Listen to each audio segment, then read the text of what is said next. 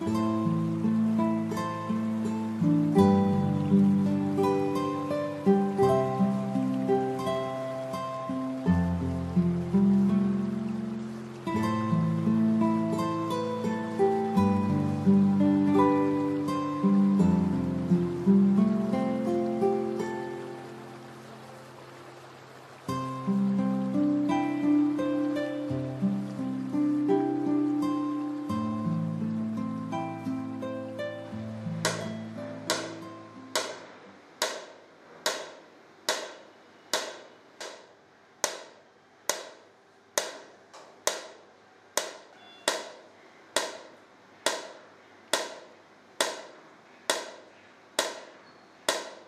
good morning.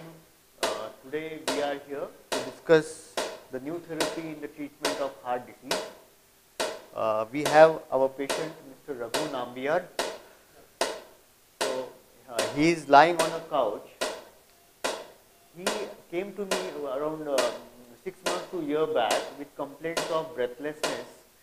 He was hardly able to walk for few distance, and then on evaluation 2D echocardiography showed that his heart pumping has significantly reduced to 20%, which was something very severe, and he was unable to do his routine physical activity, and he has consulted a pulmonologist from his area and who has referred him to me. So on first examination, what I came to know was he had complaints of breathlessness. ECG was showing some old changes of previous heart event, and a 2D echocardiography showing a very poor heart function with ejection fraction or a pumping capacity of heart around 20%, 20 to 22%. And then the diagnosis made was a cardiomyopathy with severe LV dysfunction and a query cause. We did not know the cause of that. So after stabilizing him, I have undergone with him evaluation in a form of angiography, and angiography showed there was 100% block in one of his vessels. So he developed a silent heart attack which he never noticed, and because of that heart event his heart was not pumping well and he has severe dysfunction. So after therapy we have planned angioplasty for him, but then as there was 100% block and we did not know the duration of that block, the risk of surgery was high in the form of angioplasty or a bypass surgery. So we thought of giving him a medical treatment, and then we got a therapy called as ESMR. ESMR is a therapy which talks about extracorporeal shock wave myocardial revascularization, where we give shock wave to a patient with the area which is seen on echocardiography, the ischemic area in LAD territory. So here in his case, mid distal IVS and apex and anterior wall is weak, and today is probably 7th session of this treatment, and on this 7th session what we see is there is great improvement in his pumping capacity. So this tells that there is new blood vessel formation over a period of time of 8 to 9 weeks, which has been proven by many trials abroad and Europe. So we are doing this in first time in India, that we are giving treatment to a patients who have ischemic heart disease, and this is the first machine we have got in Maharashtra, which comes from Medscape, Germany. This machine is invented by University of Essen, Germany, and they are the sole distributor of this machine all across the world, and we are lucky to have this machine first in Maharashtra, Pune, and with this we have today almost 25 patients, and with this therapy Mr. Nambiar will definitely tell how he has improved in his case, what were his symptoms and how he is feeling today.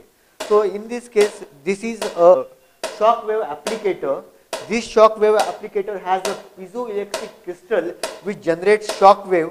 This shock wave is directed to the heart muscle almost up to 2 millimeter area, which is ischemic, and these areas are targeted depending on 2D echocardiography and with the area of angiography, where we see that these areas are ischemic, and after giving targeted therapy for 9 weeks, we have found that there is new blood vessel formation and improvement in the pumping capacity of a heart.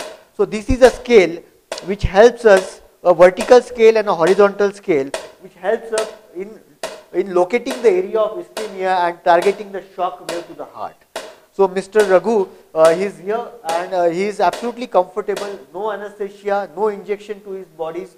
He is just comfortably lying on the couch without any complaint, and he is absolutely fine. He can talk to you when during the therapy.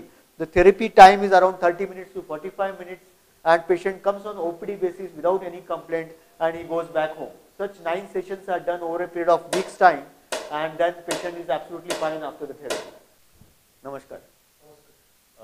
Today I am with Mr. Raghu Nambiar, who resides in Yerauda, Vishrantwadi, who is resident of Pune, though he basically belongs to Tamil Nadu, Kerala, sorry. So, but he is here for long years and he speaks very good Marathi, Hindi and also a very good English. So we will just listen from him what he had all the time complaints and with what problem he came to me as a cardiologist. Please sir, tell me. It was near about 1.5 years back. One particular night I had a very serious breathing problem.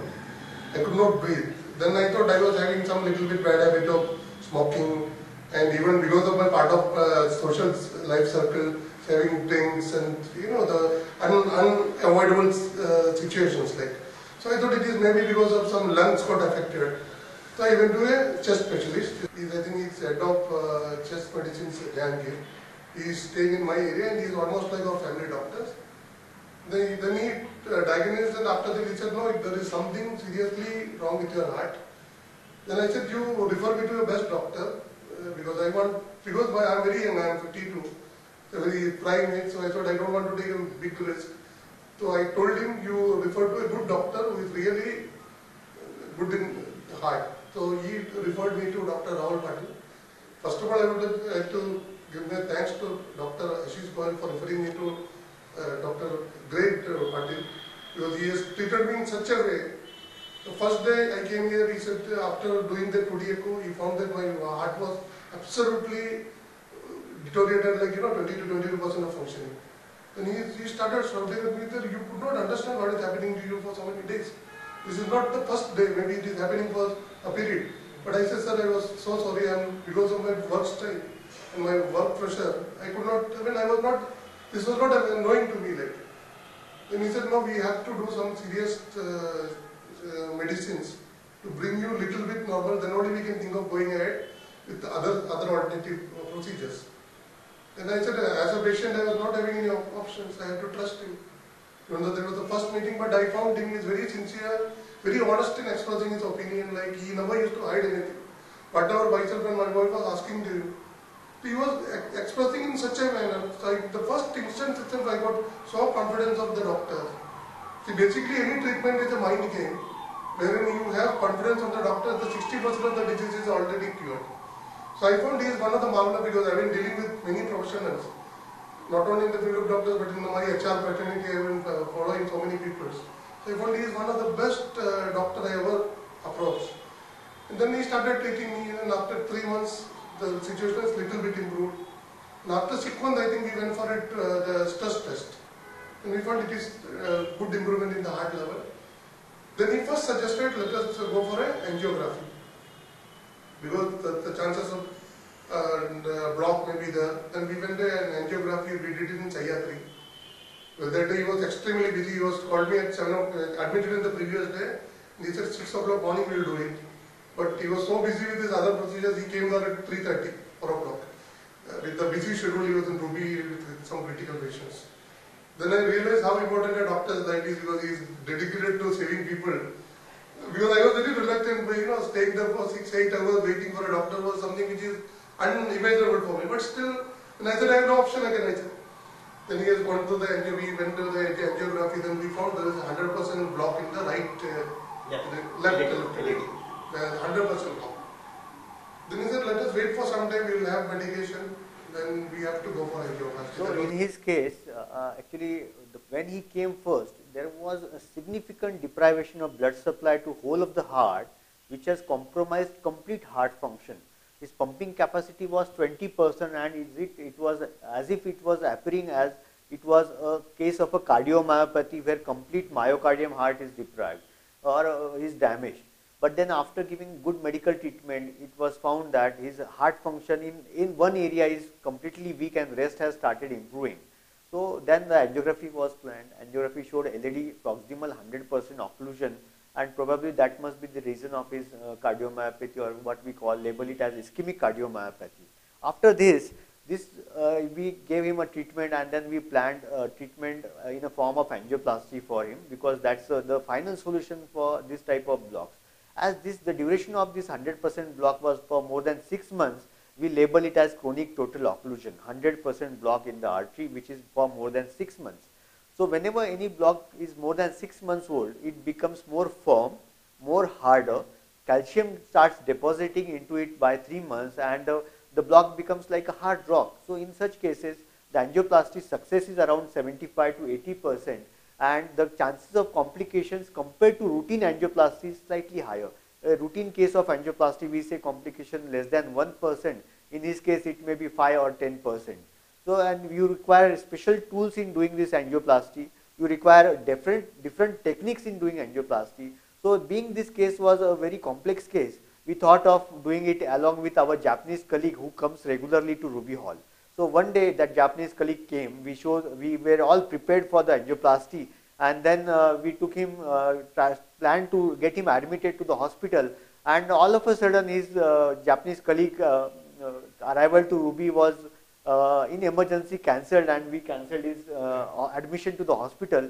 But then by that time I came to know new therapy, which is ESMR, and I discussed with him about this therapy. And after this therapy, now he has completed 9 weeks of shock therapy with me, and 8 weeks, 8 weeks of shock. Almost he is completing his therapy now, 3 months. He has wonderful improvement in his pumping capacity of heart. From whatever 22% he had, it has improved to almost 45 to 46%, which is phenomenal improvement, which is hardly seen in even after angioplasty or after or bypass surgery. Now after this therapy, what we have done, giving the shock waves to the area which was deprived of blood supply to the heart, has regenerated new blood supply in a form of new collaterals or natural bypasses, because of which the pumping capacity has improved. And in his symptom class, if you ask him, he is doing all his routine activities. Not a single time he ever felt that he has some heart problem. You can talk about what is your routine every day, how you do it. It is like my day started around 5:30, 6 o'clock in the morning. Get up, get ready for my office. Normally my office time is 9 o'clock, but I being in a very senior profile, not in the very senior level, but in the profile is very senior profile. So I have a hectic activity for my office. Like I go in 9 o'clock and every evening, I don't know what time I come back. It is 9 o'clock, 10 o'clock, sometimes it is even later. But what I made it after doctor advised me to go for a walk. It was practically impossible for me to walk even for 2 minutes. Now, for the last 15 to 20 days, I take about 45 minutes to 1.5 hours walk without any trouble. No, absolutely no trouble at all, not that feeling like I have some problem with my heart. It is more than like a normal person. So I absolutely not, even yesterday evening I got for 1.5 hours walk, absolutely no symptom at all. There was no heart symptom at all. I do all my routine works, I take care of, I participate in sports activities, that also I do it. Like I am an organizer for sports, that also I do it. Quite often I travel to different places also because of my official assignment. Where also I found absolutely no issues at all. In the medicine which is prescribed, I am taking it very regularly, and which has really given me a boost to my heart. And I think the ESMR technology is one of the best pathbreaking technology which has ever came into the medical fraternity. And he is one of the person, I will not say invented, but he has brought this technology in India, in Maharashtra. He is going to help a lot of people, those who have a serious heart problem like me. Like, I almost will come out, it's like a rebirth for me without doing by open heart. It never happened like. In my case, it is proved beyond doubt that I have been improved 300%, not even 100%, it is 300%. What was me 1 year before, what I am today, and I hope maybe another 20-30 years I will stay like this only. Yeah, that is very sure in his case. He will stay very long because he don't have any other block in his other than that 100%, which is now very well collateralized and is doing very well. So as Mr. Raghu said, that medicine he takes regularly. This is very, very important. Without medicines, this treatment or whatever treatment a cardiologist advise, without medicine, this is not going to, rather I will say it has a synergistic effect with the treatment what we give. Maybe angioplasty, maybe bypass surgery, or maybe ESMR, doesn't matter. But if someone is very good at taking regular medications, he definitely does well. So medicine treatment along with ESMR has really given a good privilege in his life. Without any symptoms, he does all his activity, and I am really grateful for him as a patient, because he always have followed each and every instruction given to him in the form of diet, in the form of his lifestyle. He has quit his smoking completely. From the day I have told, he has stopped having drinks totally, 100%. Not a single cigarette. So this dedication is also required from the patient side. It is not one person's job, it is a team effort done by a cardiologist, by him, by his wife, who is always accompanying with him, along with him, coming to my clinic. She has so many doubts about diet and lot many questions. So we discuss and we treat it as not a super specialist, as a family doctor to him. So this all makes lot of difference in the treatment of a patient. So I really thank him to come today just for an interview sake. And giving lots of his inputs for the patients who are going to listen in future. Good morning, नमस्कार. आज माझ्यासोबत आबासाहेब धुमाळ आहेत, ज्यांचं वय 71 वर्ष आहे. आज आम्ही त्यांना ESMR ट्रीटमेंट करतो आहे. ESMR ट्रीटमेंटमध्ये पेशंटला कुठेही इंजेक्शन किंवा IV लावण्याची गरज नसते. पेशंट या टेबलवरती चालत येतो, वर येतो, त्याला ॲडमिशनची गरज नाही आहे. आल्यानंतर पेशंटला ह्या ECG लीड्स लावल्या जातात आणि पेशंटला ह्या टेबलवरती झोपवलं जातं. झोपा आबासाहेब. झोपल्यानंतर आपल्याला हृदयाचा 2D इको करून ज्या एरियामध्ये हार्टमध्ये विकनेस आहे त्या एरियाला आपल्याला लोकेट करायचा असतो, आणि तो एरिया लोकेट केल्यानंतर त्या एरियाला आपल्याला शॉक वेव्ह द्यायचे असतात.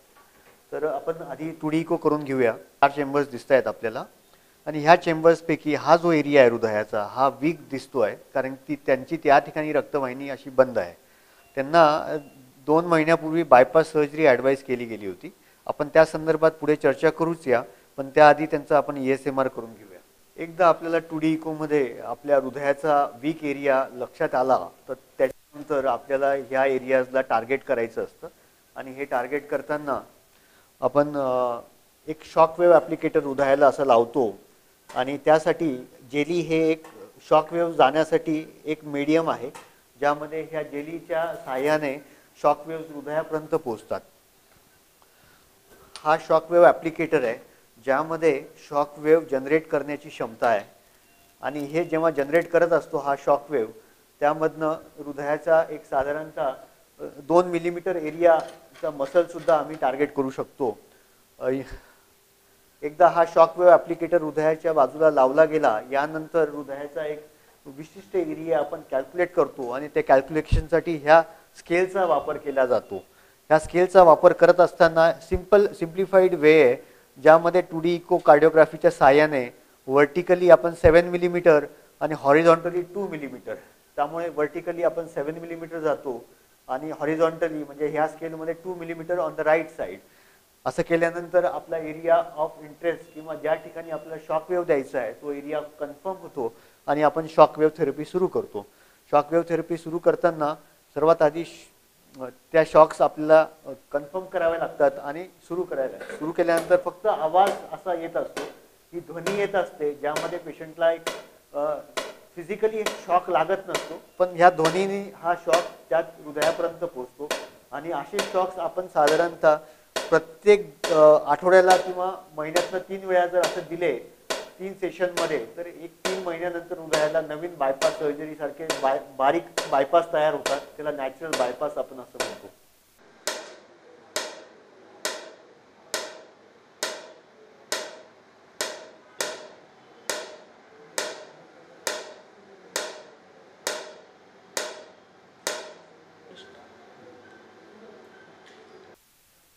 नमस्कार.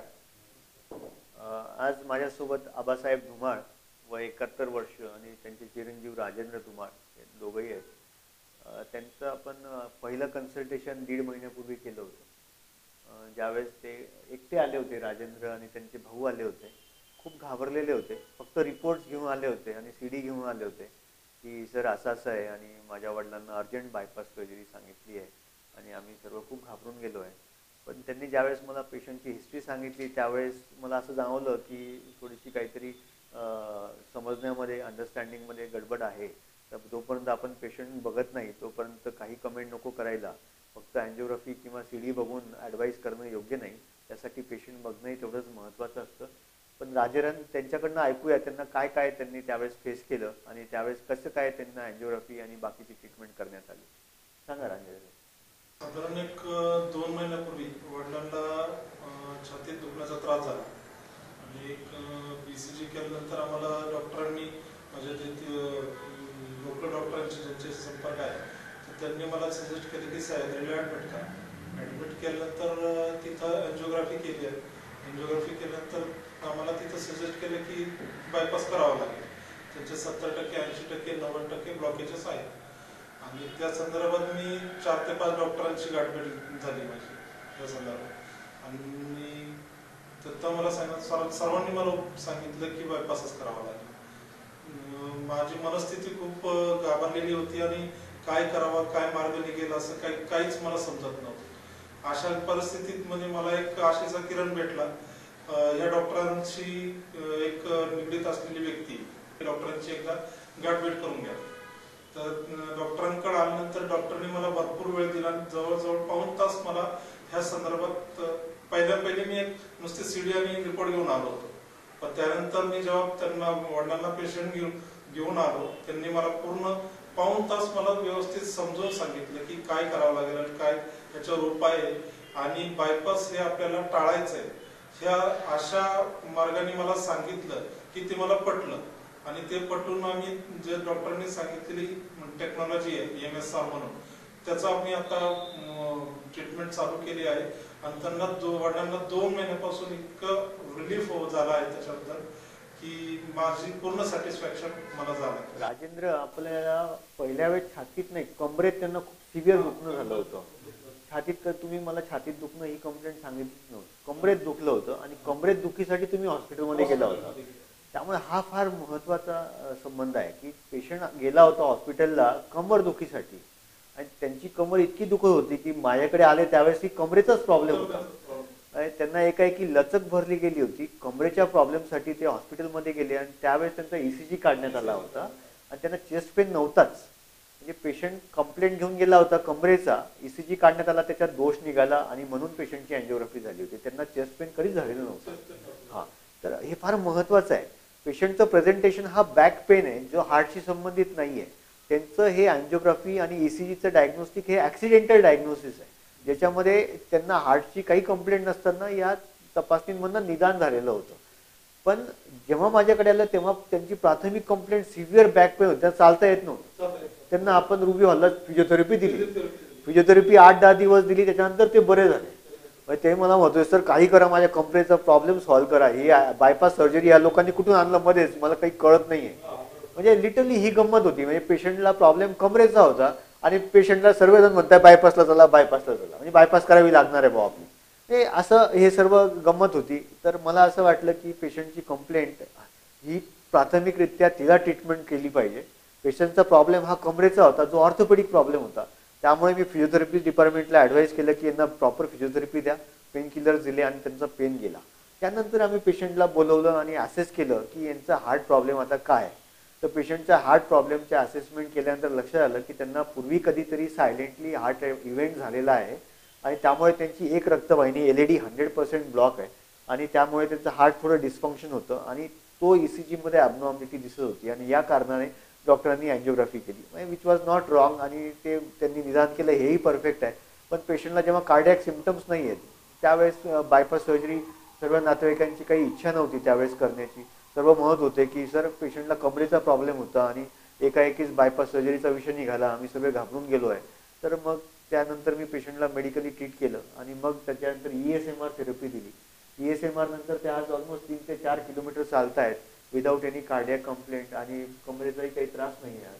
तर ESMR नंतर तुम्हाला कसं वाटलं तुम्हीच सांगा. मी इतकं चालतो की डॉक्टर साहेबांना अर्धा तास झाले मी पाऊण तास चालतो होतो तर काही मला त्रास होत नाही. पहिले एक थोडा वेळ चाललं केलं की दम लागायचा, मी बसायचो आराम करायचो आणि नंतर चालायचं. पण तसं प्रयत्न करून त्रास जाणवतच होता ना.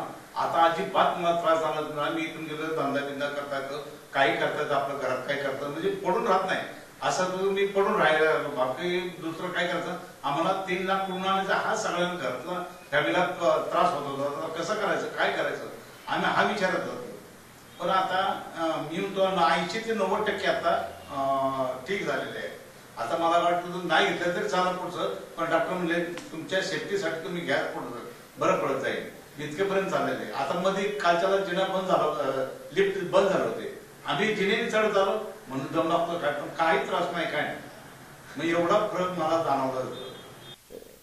पेशंटच्या तोंडून घेतल्यानंतर तो कॉन्फिडन्स बघितल्यानंतर डॉक्टरांचाही कॉन्फिडन्स वाढतो असं म्हणूया आपण.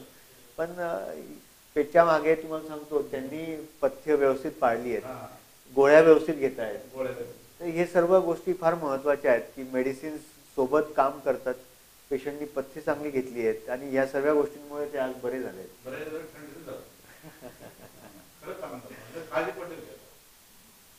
तर आता एवढे की आमच्या शेजारी एक जण माझा दोस्त आहे मारुती शिंदे म्हणून आहे. कालच्याला त्याची बाय सर्जरी झाली तरी त्याला त्रास होतो. 1-2 महिने घरी बसून होता असतो. बाकीची सेवा करायची कारण ते लगेच बरं होत नाही. आता मी तुम्ही गेलं की काम धंदा मी करतो स्वतः. पुढे आपले किराणा दुकाने भाजी दुकाने जाऊन तिथं बसतो काम करतो. मला इतके व्यवस्थित म्हणजे मी पडून नाहीच नाही मला असं काम करता येतं मला सगळं. आणि त्या काम मध्ये सगळं व्यवस्थित होतं सर. सर्वात महत्वाचं मोठी गोष्ट म्हणजे मेंटली ते रिकवर झालेले आहेत. पूर्वी त्यांना सांगण्यात नव्हतं की बायपास करावं लागेल, पण डॉक्टरांनी एवढं व्यवस्थित मार्गदर्शन केलं की ते आता सगळ्या गोष्टीला फेस करू शकतात. आज आपल्यासोबत अशोकराव लोणकर आहेत. त्यांचं वय 70 वर्ष आहे. त्यांची अँजिओप्लास्टी झाली होती. तुम्हीच सांगा काय झालं होतं. माझी अँजिओप्लास्टी झाली होती. किती वर्ष झाली त्याला? 5 वर्ष. 5 वर्षापूर्वी त्यांची अँजिओप्लास्टी झाली होती आणि त्यानंतर त्यांना पुन्हा एकदा त्रास झाला. तर अँजिओग्राफी रिपीट केली आणि त्यामध्ये असं सापडले की एक स्टेंट बंद आहे. त्यांचा एक स्टेंट बंद होता, त्यांना खूप दम लागत होता, बरोबर ना. तर आज आपण त्यांचा ESMR ही ट्रीटमेंट करतोय. त्यांचे ऑलरेडी 4-5 सेशन झाले आहेत आणि आपण आज हे सेशन बघूया कसं करूया आपण. तर या पेशंटला आपण टेबलवरती झोपू आणि पुढची ट्रीटमेंट सुरू करूया.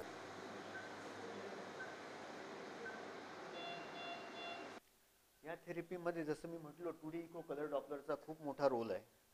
2D इको कलर डॉपलर हा युजली डायग्नोस्टिक टेस्ट म्हणून वापरला जातो, सोनोग्राफी सारखा वापरला जातो, ज्याच्यामध्ये डायग्नोसिस करता येऊ शकतं.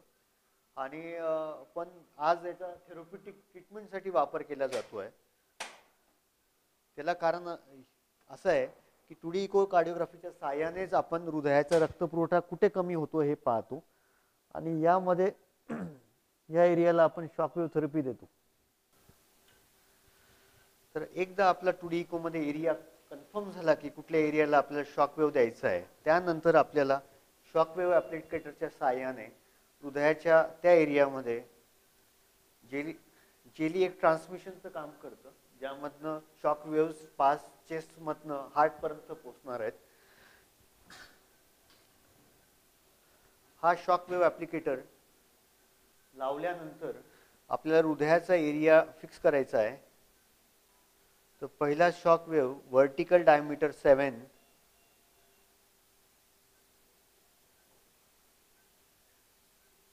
आणि हॉरिझॉन्टल डायमीटर राईट साइड 2.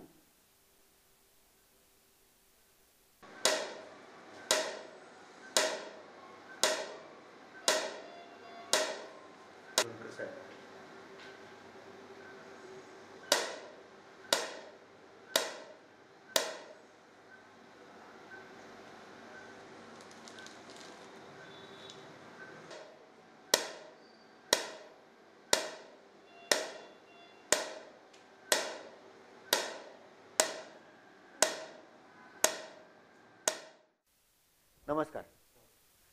माझ्यासोबत आज अशोकराव लोणकर आहेत, ज्यांचं वय 70 वर्ष आहे. त्यांचं ॲक्च्युली त्यांना कार्डियक सिम्पटम्स 5 वर्षापूर्वी आले होते आणि त्यांना चालताना चेस्ट पेन होणे आणि त्यानंतर त्यांची अँजिओग्राफी झाली होती. अँजिओग्राफी झाल्यानंतर त्यांची अँजिओप्लास्टी 5 वर्षापूर्वी झाली आहे. अँजिओप्लास्टीमध्ये त्यांना 2 स्टेंट टाकले होते. तर 2 स्टेंट टाकल्यानंतर ते एकदम चांगलं चाललं होतं, पण मध्ये थोडंसं स्ट्रेसफुल त्यांची लाईफ होती. बऱ्याच स्ट्रेसमधनं गेले त्यांच्या मिसेसमध्ये आजारी होत्या आणि ह्या सर्व स्ट्रेसमधनं जाताना त्यांना पुन्हा एकदा हार्टचा त्रास झाला आणि परत अँजिओग्राफी करण्यात आली आणि त्यात असं दिसलं की त्यांचा डाव्या बाजूचा एक स्टेंट बंद झाला आहे आणि याला कारण युजली असं अँजिओप्लास्टीनंतर स्टेंट बंद होणं फार रेअरली पाहायला मिळतं. आज इतके हाय क्वालिटी स्टेंट्स आहे, चांगली अँजिओप्लास्टी होते. पण ज्या लोकांमध्ये स्ट्रेस, स्मोकिंग, तंबाखू, डायबिटीज, ब्लड प्रेशर ह्या गोष्टी जर अनकंट्रोल राहिल्या तर मग अँजिओप्लास्टी असो का बायपास सर्जरी असो, स्टेंट बंद होणे किंवा बायपासचा ग्राफ्ट बंद होणे ही खूप कॉमन बाब आहे. 100तनं 10 लोकांमध्ये होऊ शकते जर आपण व्यवस्थित पथ्य पाळले नाही तर, वजन कमी केलं नाही तर. तर ह्या सर्व गोष्टींनंतर मग त्यांना पुन्हा अँजिओप्लास्टी सांगितली आणि काही लोकांनी बायपासही सजेस्ट केली आणि ते बऱ्यापैकी तसे डिप्रेस झाले होते त्या पिरियडमध्ये आणि मग नंतर माझ्याकडे आले एकदा आणि मग आपण त्यांच्याचकडनं ऐकूया त्यांना काय काय फरक पडला. माझा 5 वर्षापूर्वी एन्जिओप्लास्टी झाला. तर त्यानंतर मला आत्ता नवीनच त्रास व्हायला लागला, दम लागायला लागला आणि नंतर मी सह्याद्रीमध्ये सगळं चेकअप केल्यामुळं मला त्यात असं आढळून आलं की माझं एक स्टेन थोडं रक्त कमी पुरवठा करतो. एन्जिओग्राफी करावं लागेल आणि नंतर आपण पाहू काय करायचं. पण नंतर मी सेकंड ओपिनियन म्हणून डॉक्टर राहुल पाटलांकडे आलो. त्यांच्याकडे सगळं चेकिंग केलं तर ते म्हटले आपल्याला एन्जिओप्लास्टी तर करायचीच नाही आहे, आपण दुसऱ्या पद्धतीने आपण हे करून घेऊ. तर त्यांच्याकडं आत्ता नवीन ESMR नवीन ट्रीटमेंट आलेली आहे. तर त्याचा मी आत्ता सध्याला त्याचाच उपयोग करून घेतो आहे. माझे आत्तापर्यंत 6 स्टेन हे झाले 6. तर आता म्हणजे त्यानंतर मला बराचसा फरक पडला आहे आणि मला आता भरपूर मी आत्ता चालू शकतो. 1 तासभर मला चालल्यानंतर सुद्धा आता काही वाटत नाही. असं आत्तापर्यंत माझं हे आहे. त्यांना ॲक्च्युली रिपीट अँजिओप्लास्टी ही ॲडवाईस केली गेली होती आणि क्वाईट अ फेअर ॲडवाईस. म्हणजे एखादा स्टेंट बंद पडल्यानंतर अँजिओप्लास्टी ही पुन्हा करता येऊ शकते त्यामध्ये आणि बायपासही करता येऊ शकते जर खूप कठीण ब्लॉक असेल तर. पण मग बऱ्याचदा पेशंटचं मनाची तयारी होत नसते कारण एकदा ऑलरेडी अँजिओप्लास्टी झाली आहे आणि कुठलीही इंटरव्हेन्शन प्रोसिजर करायची म्हटली की पेशंटला त्याला स्ट्रेस आणि खूप रिस्कनी जावं लागतं. ज्या स्ट्रेसनी ते जात होते त्यांची बिलकुल मनाची तयारी नव्हती की मला पुन्हा अँजिओप्लास्टी करायची आहे.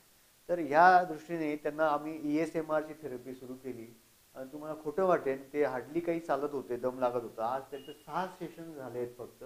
त्यांना अजून पुढचे सेशन्स राहिले आहेत आणि हे झाल्यानंतर त्यांना इतका फरक पडला आहे की ते ऑलमोस्ट 40-45 मिनटं चालतात, 2 ते 3 किलोमीटर चालतात, काही कंप्लेंट नाही आहेत.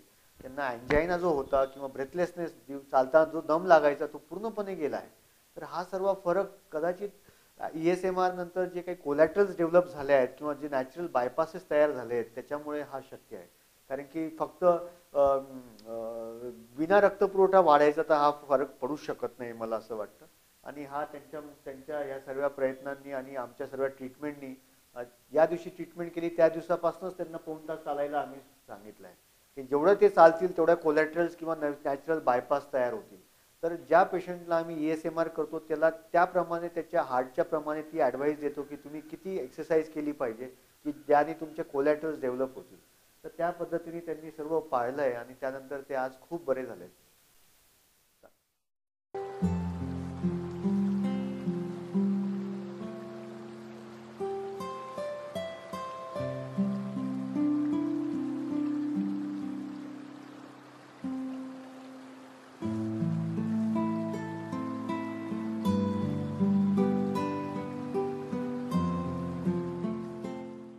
So these are the areas of the heart of left ventricle, so, which were very weak.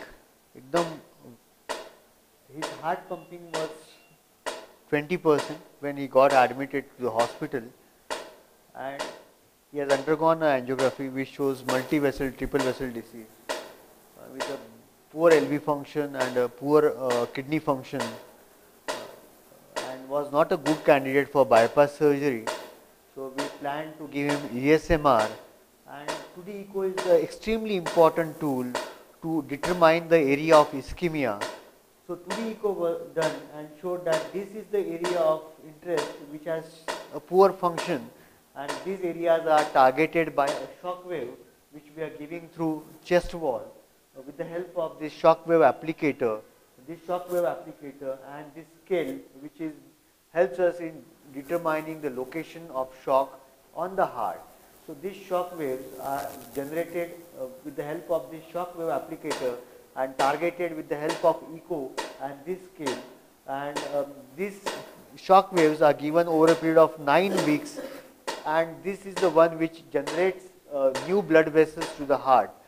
These blood vessels are small collaterals or natural bypasses which are newly formed in the area of heart which is weak.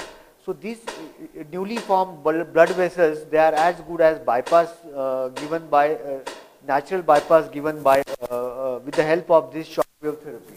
So this procedure takes hardly time of 30-35 minutes.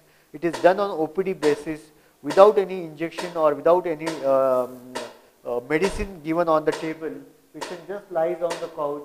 He is so comfortable lying there without any complaint, and these shock waves are not the physical shock wave which patient feels, but it's a shock wave given by this applicator.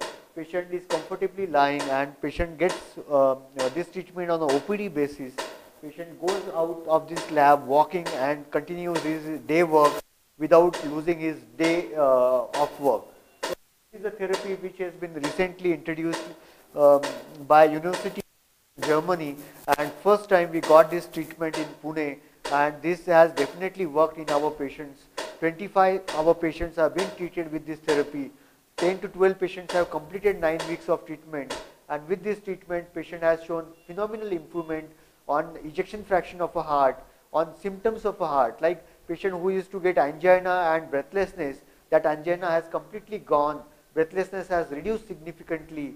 So patient's ECG has shown improvement, 2D echo has shown improvement in the ejection fraction by almost 10%, and then we have done thallium of few of our patients, and thallium has also shown improvement in 30 to 35% of perfusion in the myocardium. And if you ask this patient, he was hardly able to walk. He is now absolutely doing all his routine activity after 7 weeks or 8. This is today is the 8th therapy of his ESMR. Definitely this therapy works well in our patients to whom we have treated till now.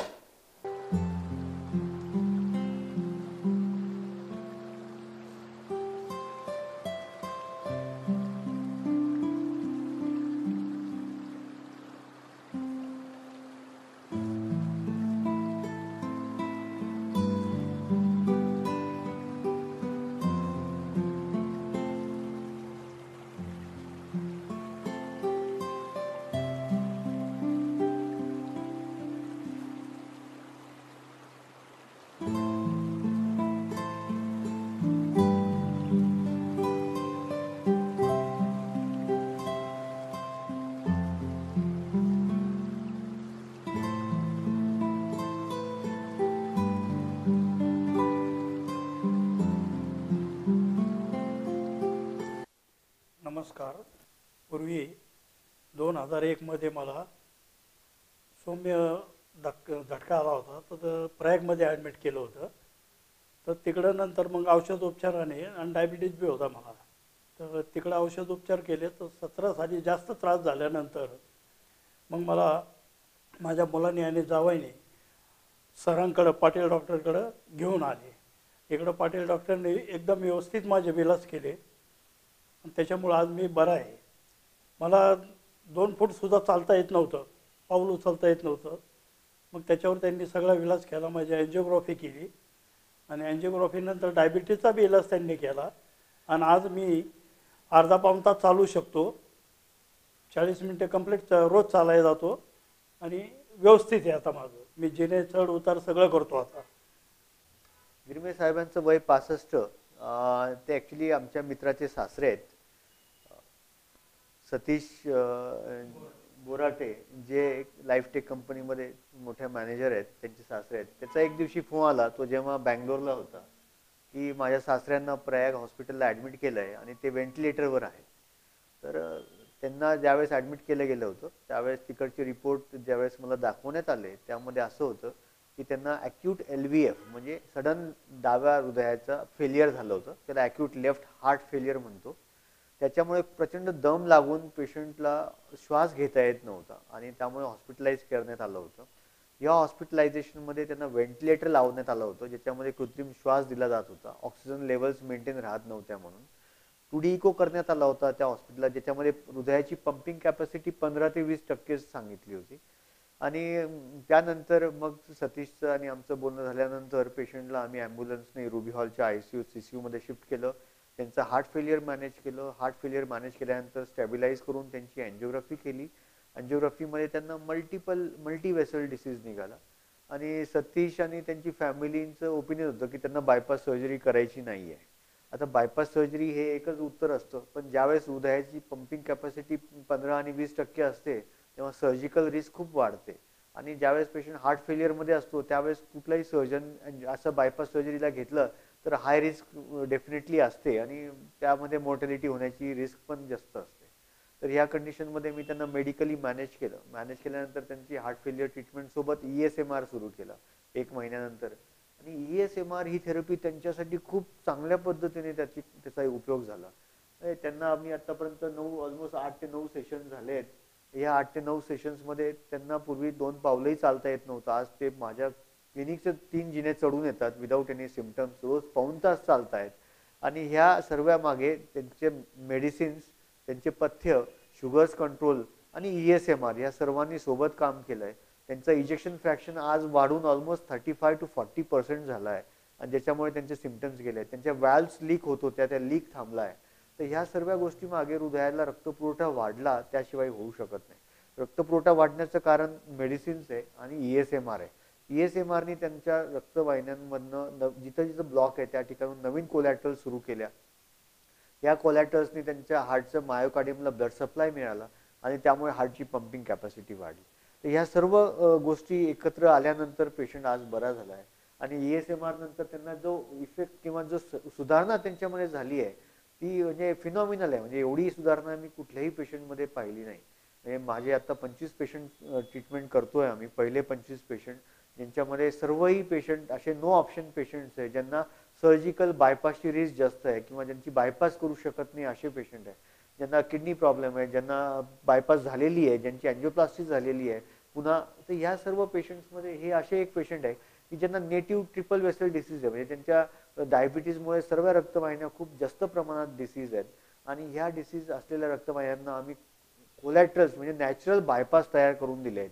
आणि ह्या bypass तयार झाल्यानंतर त्यांना आज absolutely normal lifestyle ते जगतायत.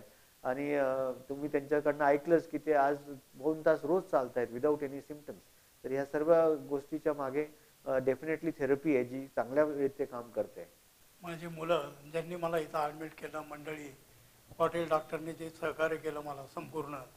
आणि आतापर्यंत वॉर्डमध्ये मी असताना सुद्धा मला भेटायला आले. ते प्रत्येक वेळी मला विचारपूस केली त्यांनी किंवा गिरमी कसं काय आहे.